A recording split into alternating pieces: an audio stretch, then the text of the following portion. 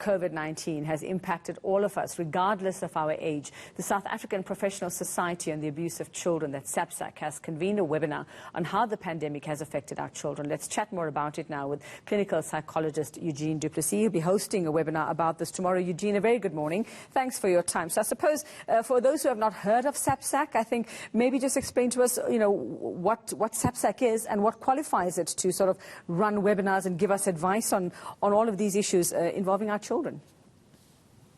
Morning, Uveka. Well, SAPSAC is a multidisciplinary NGO. We're a group of professionals and in different fields, law, police, teaching, psychology, social work.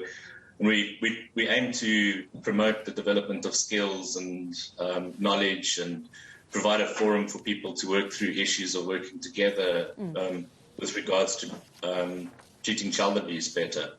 All right, so you're hosting a series of webinars over the next couple of weeks. The first one, that's tomorrow, is the impact of COVID-19 on children. Tell us what it is that you've actually found in your research. What have you come up with that tells us what's happening with our kids in this time? Well, I think, like, in general, it's been absolutely crazy. And everything's happening so fast. So a lot of what one's hearing is more anecdotal. I've read a couple of papers where it seems quite clear that we're expecting an explosion of mental health issues among children. A lot of predictions about a massive increase. The person that will be speaking with me tomorrow, I'll be hosting more of the discussion, but their practice has been exploding at the seams with children's cases. Their sense has generally been that maybe people are first taking care of their children rather than paying attention to their own needs. But yeah, we're seeing an increase in all sorts of problems with children, increase in anxiety levels, stress, depression. Even with things sort of normalizing, sorry, Eugene, even with things sort of normalizing kids going back to school, are we still seeing that they're carrying a lot of this emotional baggage from all of this? Well, yes. You see, sometimes children are the vulnerable point in a family.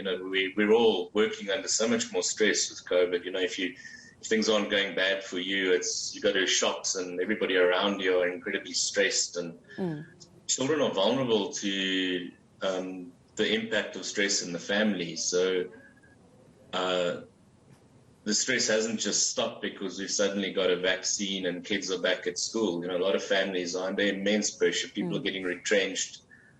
I want to ask you about something that's very pertinent, especially over the past week or 2 weeks, and that's the issue of bullying and the increase in numbers of bullying cases we're seeing.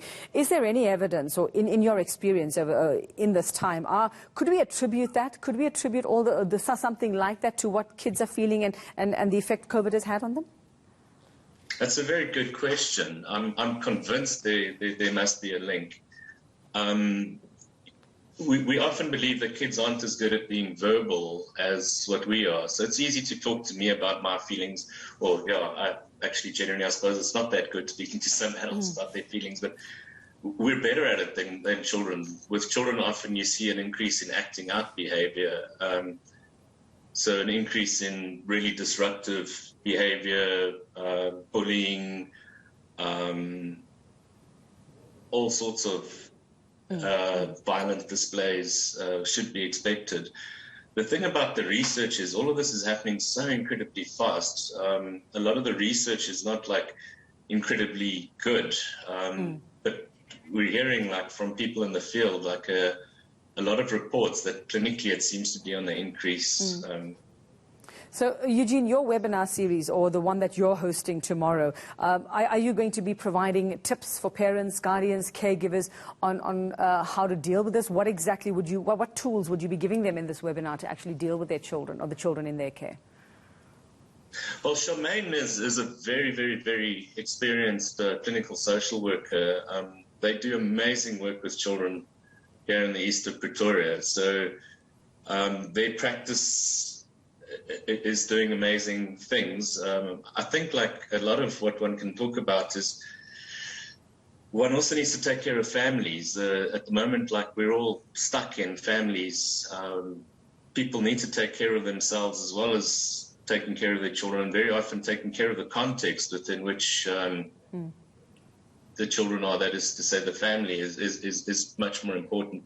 People aren't doing little things that they could be doing, like walking, spending some quality time together. A lot of people are, sometimes when we're under tremendous stress, we don't do the good things. Yeah.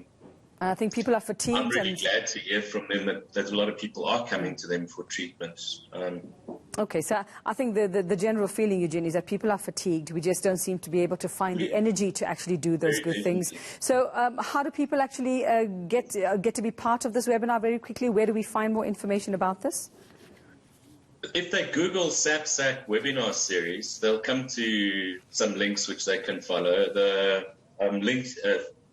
I think that would probably be the best. They could also just click on the Twitter page, the SAPSAC Twitter page. There's a link. They can also email our secretary at sapsac.office@gmail.com, and Yannick will help them book for this series and the next two series as well. All right, perfect. Well, if you are battling, thanks very much, Eugene Du Plessis. If you are grappling with something and you don't know quite what's happening with your child at the moment, it might be wise to maybe just tune in there to that webinar series and get some tips, and also that you realize that you're not alone in dealing with this at this time. Still to come, more